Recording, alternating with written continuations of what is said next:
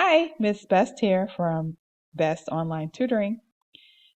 We're going to look at a quick question about classifying numbers and an example from the ACT exam.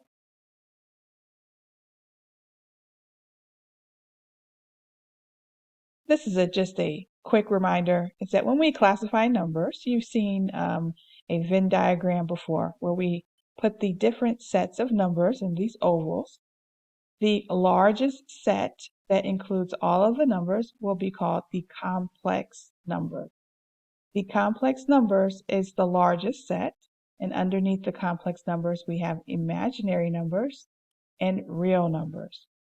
You're most likely used to seeing just the real numbers, but I wanted to show you this because this question comes up on the ACT frequently, where they will use the word complex numbers and students will think it only refers to imaginary, but it actually doesn't. It can be, remember, complex numbers are both the real and the imaginary. So if the imaginary has, a zero coefficient, then you only have a real part.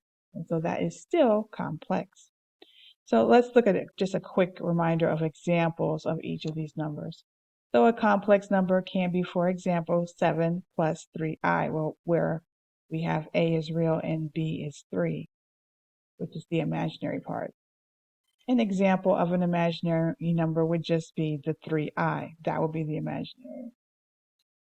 An example of a real number, for example, we have 0.125, and we know that any number underneath in those sets will be a real number. So everything that's coming below this is a real number. An irrational number, pi, is in the set of irrational. Remember, those are numbers where the decimal goes on to infinity, but it has no pattern. It's a non-terminating decimal with no pattern. Rational numbers will be a decimal that ends a terminating decimal, a fraction, integer, whole number, counting number. Integers are positive and negative numbers. So some definitions will say whole numbers and their opposites are integers. A whole number includes 0, so 0 is in the set of whole numbers. Integers, rational, so all the way up, except for imaginary, 0 will be in those sets, and irrational, not imaginary. And then the last smallest group are natural numbers, or also known as counting numbers, 1, 2, 3, 4, 5. And for example, 2 would be a counting number. So that's just a quick review and some examples of those different types of numbers. And it's important that you know what type of numbers that they're talking about, because on a test they very frequently will say an integer, a natural number, and they expect that you understand what the definition of those numbers are. So getting a Quizlet is a really quick, easy way to just kind of learn those numbers. You can do some flashcards to help you if you forgot the definition. Okay, let's look at a question.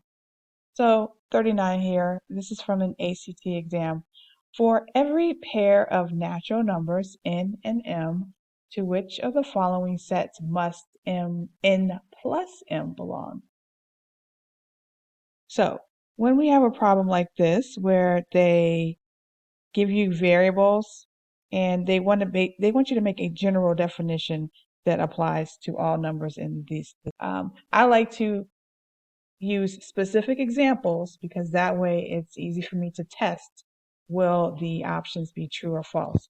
So some good numbers to choose would be, for example, 2 and 3. You don't want to choose 1 because just the properties of 1 is not a good number to choose.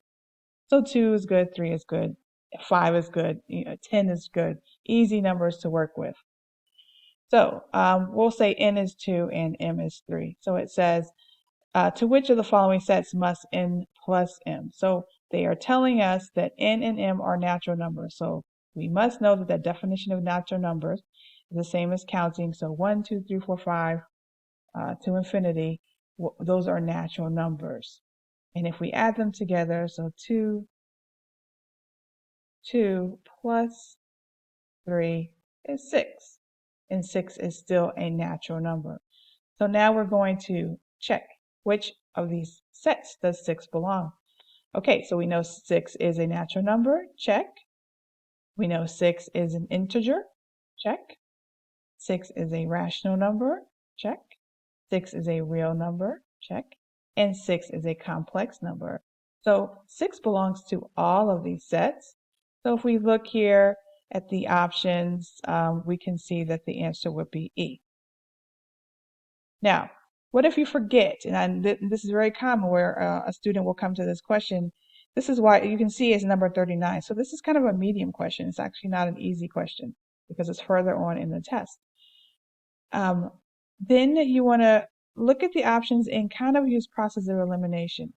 Because we know for sure that it is a natural number, I noticed that when I looked at my options, the only one where that had 1 was A. All the other options did not have 1.